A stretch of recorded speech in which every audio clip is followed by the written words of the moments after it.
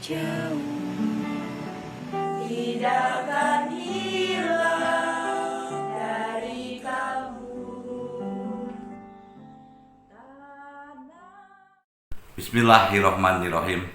Assalamualaikum warahmatullahi wabarakatuh.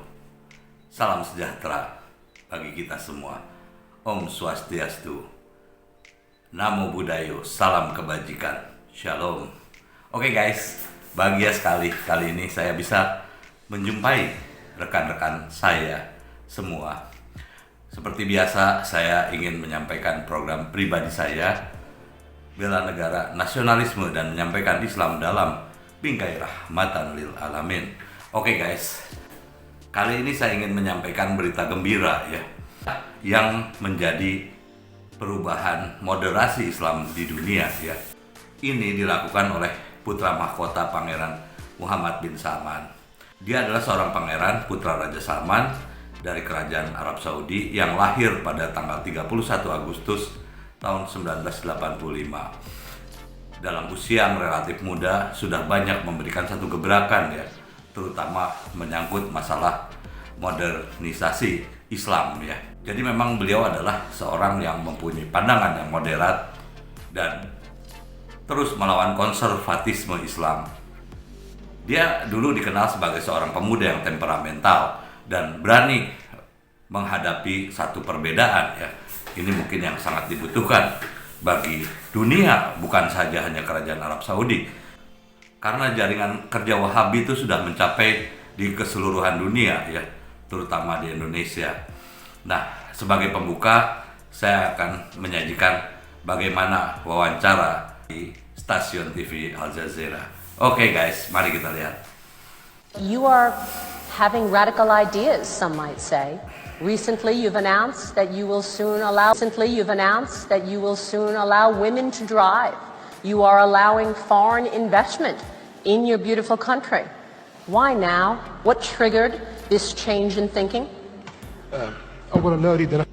First of all, I don't want to get out of this topic and discuss politics outside of the scope of today, but I'll just be very brief. Saudi Arabia was not like this prior to 79. Saudi Arabia and the entire region, you have the awakening project spread after 79 for many reasons. Today is not the right day to discuss them. We were not like this in the past. We only want to go back to what we were, the moderate Islam that is open to the world, open to all the religions.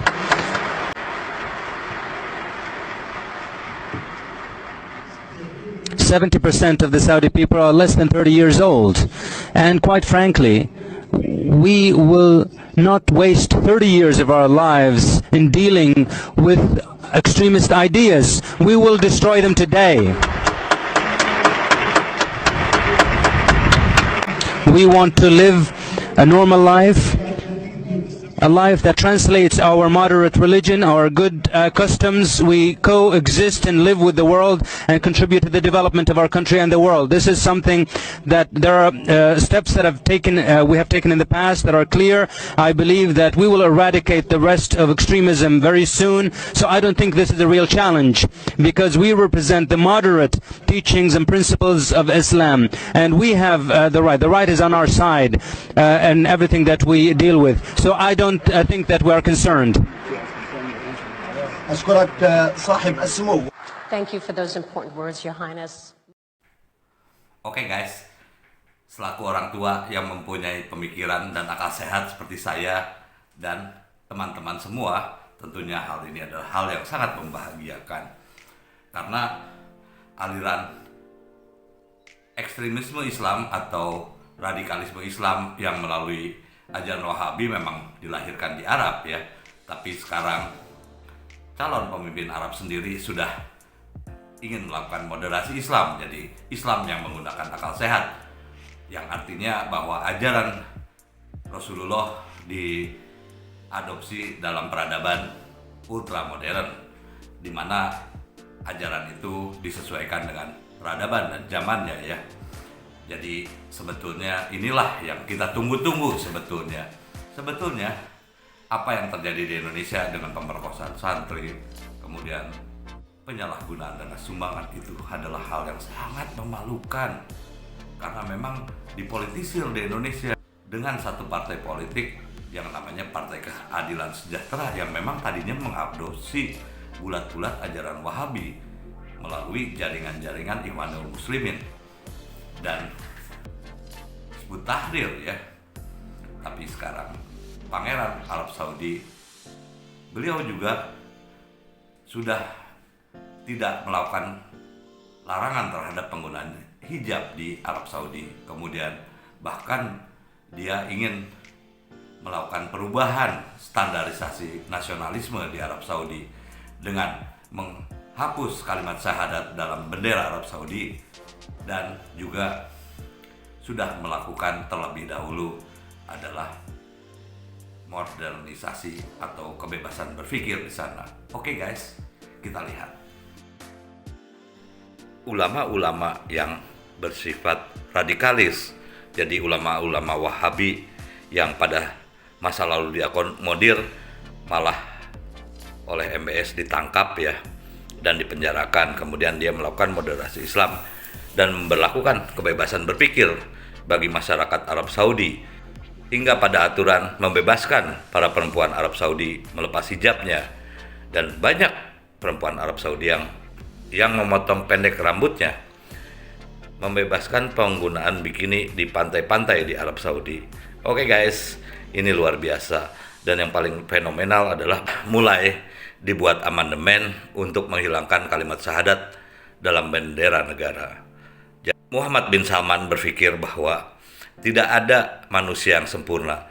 Jadi seandainya seseorang masih mengadopsi atau mengidolakan seseorang, dia sama saja dengan menyekutukan Tuhan. Ini adalah ajaran yang sangat realistis, dan Islam dalam pandangan yang modern ini bakal terjadi. Jadi kita bisa memahami ajaran luhur dari Rasulullah jika memang kita pahami secara ajaran ya, bukan secara tekstual, di mana agama akan mengikuti perkembangan zaman dan pemikiran Islam pada masa lalu tidak akan sama dengan Islam pada masa kini. Oke guys, jika kita melihat apa yang dilakukan oleh MBS atau Muhammad bin Salman atau putra mahkota Kerajaan Arab Saudi yang memang menjadi sorotan dunia karena ini adalah negara yang memiliki kekayaan nomor 1 di dunia. Jadi pengaruhnya sangat besar tentunya untuk pembiayaan terorisme dan sebagainya pada masa lalu. Tapi MBS membalikan semua keadaan sekarang, bahwa manusia ini harus hidup damai. Ini sangat luar biasa ya guys ya.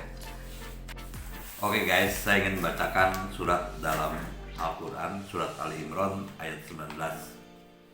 Inna dina indallahi Islam wa ma halafa lil lazina utul kitaba ila mambadi mamja'aha umul ilmu bagiam bainahus wa may yakfur bi ayatillahi fa innallaha sari'ul hisab, yang artinya sungguhnya agama di sisi Allah ialah Islam, tidak berselisih orang-orang yang diberi kitab sebelumnya kecuali setelah mereka memperoleh pengetahuan karena kedengkian mereka.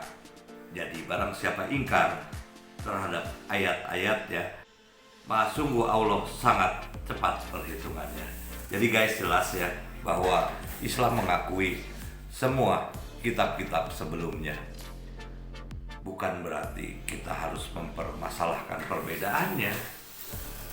Inilah yang sebetulnya terjadi di Indonesia karena kepentingan politik, dan akhirnya banyak hal-hal yang nista dari pandangan agama, seperti mengambil sumbangan dari umat, kemudian memperkosa santriwati.